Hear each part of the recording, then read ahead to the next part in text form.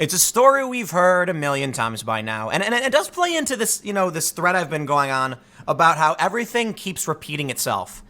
But I guess we're gonna talk about it again. Surprise, surprise, New York City restaurant industry jobs evaporate after $15 hour wage sets in.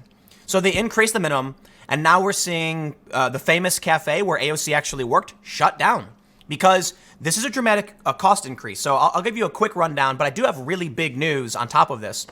The low wage wages are growing faster for the less skilled than supervisors. So low wage growth is faster now. Unemployment is down, and it's all really interesting. I mean, this is a story from May 3rd, and it's something that we haven't really heard a whole lot about. That people who are working low-skill jobs, their wages are growing faster than those who work high-skill jobs. Like, that's the basic point of this. So for whatever reason, we'll get into it. And this is kind of a contrast to this story about the minimum wage. But I got to admit, this creates another conundrum for Democrats as we see businesses close in New York City after the proposal of increasing the minimum wage. And then we're seeing back in May, wage growth has been pretty epic in this country. But what's interesting is some are crediting that wage growth with minimum wage laws. So perhaps we have a bit of framing conundrum in that we can look at how the individual industries are being negatively impacted by these laws. But then when you don't account for everyone who's lost their job due to the wages, you can see that low wages have gone up, right? So a good example would be a minimum wage increase obviously negatively impacts small business. They lose their jobs. They eventually shut down. They fire people. It collapses. But Walmart's going to be fine. And Walmart can follow these new laws. So you will see low wage growth go up. This creates two big problems for Democrats. I can't believe I have to say this, but it's true. The first problem is that people lose their jobs when this happens. And the second problem is that it makes Trump look good when the economy does better. Okay, let me tell you this. Right now, you're going to have people in New York saying, I've lost my job because of this proposal for minimum wage. They do. McDonald's, Starbucks, big corporations then increase the minimum wage because it doesn't bother, they can absorb that cost. And then on the board, we see low wages going up. The Democrats can't take credit for this because they would have to say wealth inequality is actually lessening. They don't want to say that. They need to talk about how the rich are getting richer. Too bad. It's the lower wage workers, the lower skill workers who are increasing. Trump obviously doesn't want to talk about it because he doesn't want to say, hey, minimum wages increase low wage work. However, I think it's fair to point out it raises the low wage work for mega corporations, creating a net loss for the Democrats, man. You know what? I was reading some commentary from someone who said, Trump won't want to admit the minimum wages worked. And I'm like, yeah, but you're forgetting the businesses that have collapsed because of this. Of course it works when Walmart raises their wages. All you've done is now given Trump the ability to say, look at this great, low wages are way, way up. Wealth inequality is going down. My plan is working. Meanwhile, regular people lose their jobs on these policies, and it just makes Trump look better. I'm not going to give Trump credit for what potentially could be mega corporations raising low wages. But I got to admit, we're at a point now where it reminds me of that Family Guy joke where I can't remember exactly why it happens, but like a TV studio or something hired an ugly woman to sit next to Meg so that she looks prettier by comparison. And then you have someone walk by and he's like, hey, Meg, did you get less ugly? And she goes, yeah. And she pulls the ugly woman next to her.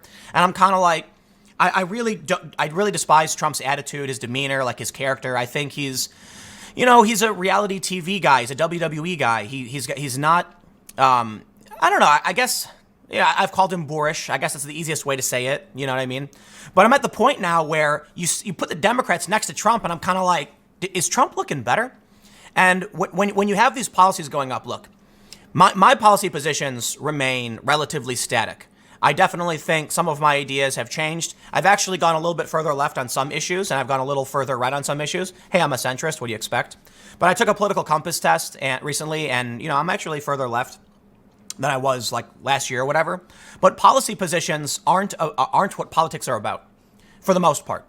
And trust me, I mean this. What politics is really about is often who people will trust and when they vote for the lesser of two evils. So now you have stories like this.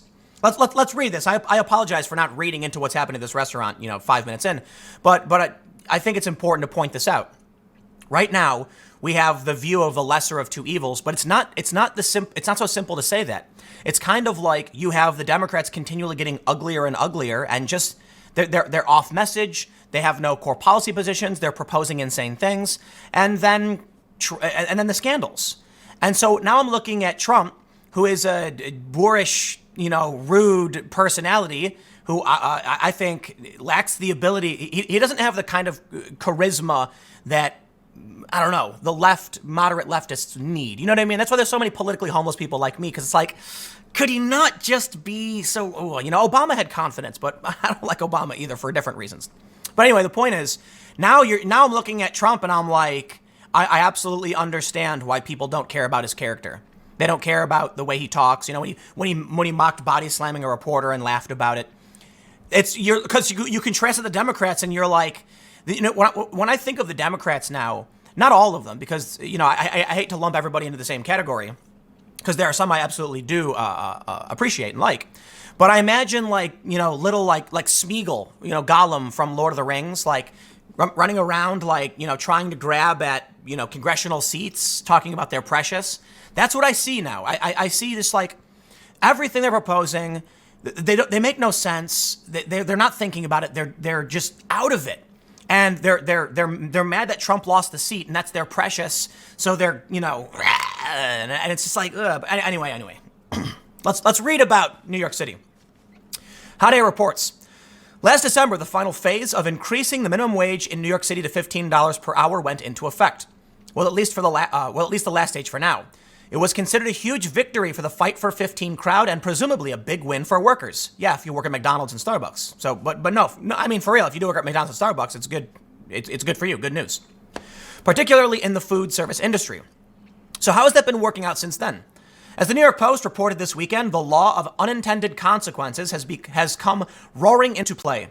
They feature the story of one taco and tequila joint on the Upper West Side that's been doing a thriving business for a quarter of a century, but now it's all coming to an end, and they're far from the only restaurant feeling these effects.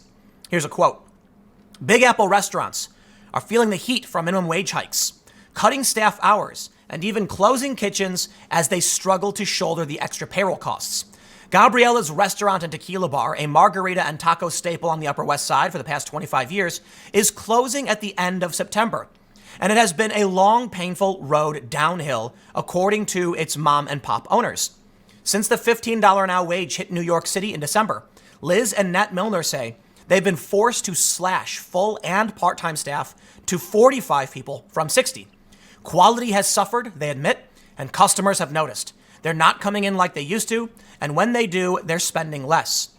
What happened to Gabriella's Restaurant Tequila Bar is a sobering tale for the entire industry. If only somebody had warned the city this was going to happen. Okay, it's a pretty bad joke, they say. Everybody warned them it would happen. But they pushed through anyway to satisfy their liberal voter base. You know what the problem is? Listen, when I go through the political policy positions, the arguments, I find that you can be very well informed and come to a very, very specific center-left policy that will improve things. However, the politicians just play to the emotions and use the most reductive arguments they have about living wages instead of actually addressing the full market impact and concept, going through everything. Reading what they have to say, reading what the right has to say, looking at, some economics books, some opinions, and some records, I say, okay, I lean slightly left. Too many people, though, vote for simplistic solutions based on emotions, and they're being manipulated into these positions, which aren't always sound. Let me make a very important point. Why is it that they still want to increase the minimum wage? Why is it that it is a default left-wing position that you must believe we will continually increase the minimum wage? Is it because it's like it's like a New Deal thing from way back when where the left did it? Is it because a guaranteed wage is a left thing? Can you be on the left and say it's a bad idea like Andrew Yang did? You see, I am more in line with Andrew Yang's thinking on this. But not to put words in his mouth, I'll just tell you, there was a time and there is a place where minimum wages make sense.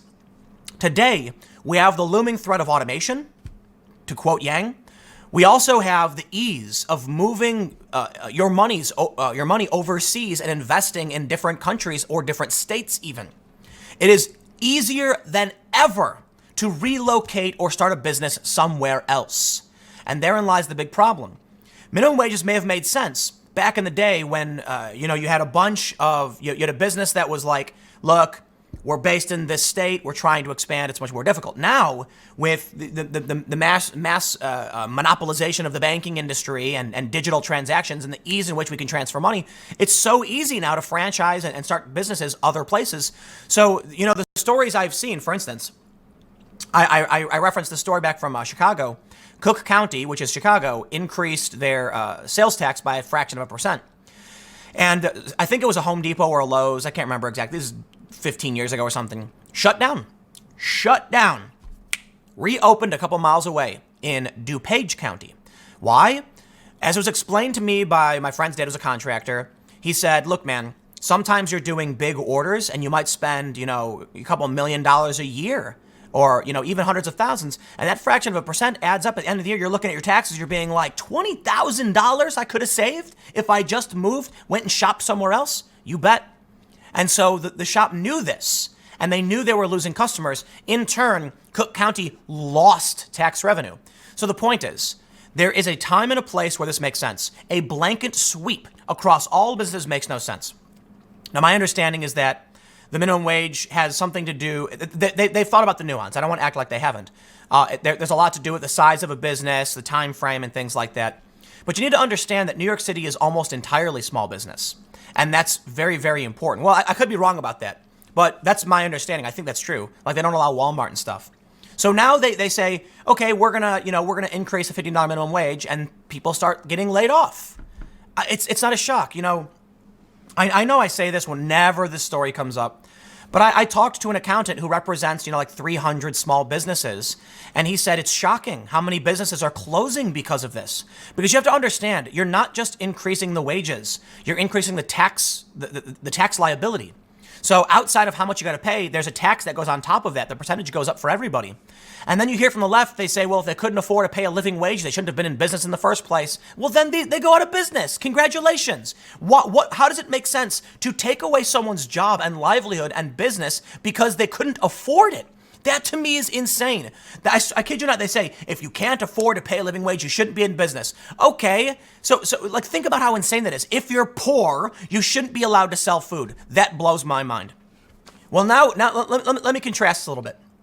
In this story from May 3rd, I think I did talk about this when it came out. Wages are growing faster for the less skilled than for the supervisors. I want to highlight this because the big argument as to why it's happening is because of minimum wages. That's what the left is saying. They're saying this is not happening because of Trump.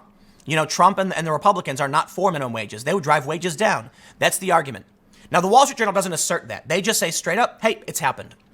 But they say, The Atlantic wrote a story saying state by state, minimum wage laws have resulted in a low wage increasing. And so what the Atlantic tries arguing is that the Democrats won't take credit for it because it makes it look like Trump's economy is working. And it's one of their biggest arguments they need going into 2020, that the wealth inequality is getting worse, when in fact it's not. Or they're arguing it's not. And Trump doesn't want to take credit for it because he would have to then acknowledge that it's the minimum wage laws doing it. But let me just end by saying, first, who cares? It happened. Who cares? We can point to every story of a business closing to counteract every story of someone's wages going up at Starbucks. Doesn't matter. It happened. And I tell you this, Trump is going to take credit for it. He's not going to care what you say. You're going to come back and be like, Trump, the wages only went up because of minimum wage. He's going to go, I disagree. I'm doing great. And that's all that matters.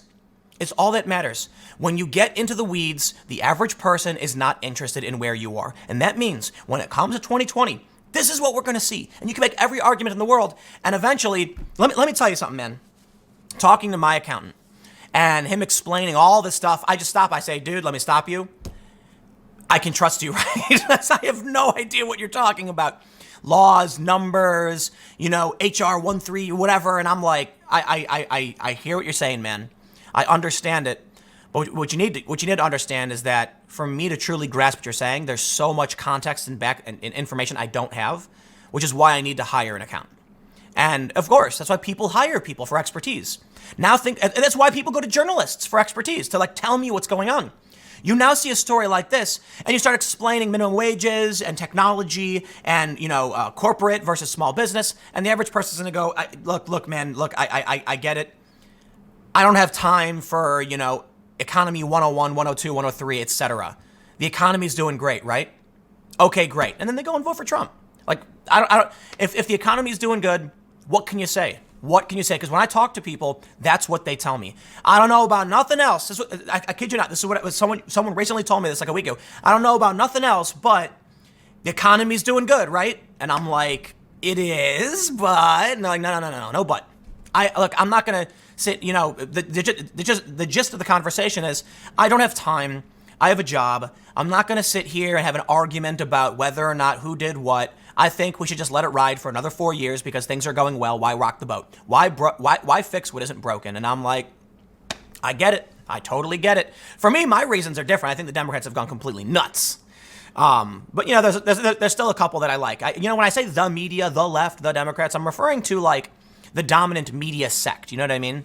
So anyway, there you go. I think I'm quite good at beating dead horses and talking about stuff in perpetuity.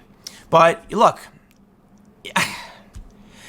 of the past few days, I've been talking about how we keep seeing the same thing on repeat. Like the writers for the simulation have just gotten bored, and now they're like, I don't know, just like rewrite script 1 for script 100. And it really does feel like that, doesn't it? Can you believe that September 30th, 2019, here we go, another story about a business going under because of the wage hike. And I'm going to say it again. And I'm going to talk about my reasons, and there you go.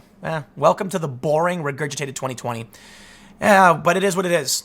I think one of the big issues is that the new thing I can present here is, hey, how many times have I said this, right? And no one's gotten the message, and it keeps happening. Maybe that's the bigger takeaway, that I've done like 6 videos about this, and it just keeps on happening. Anyway, stick around. Next segment's coming up at 1 p.m. on this channel, and I will see you all then.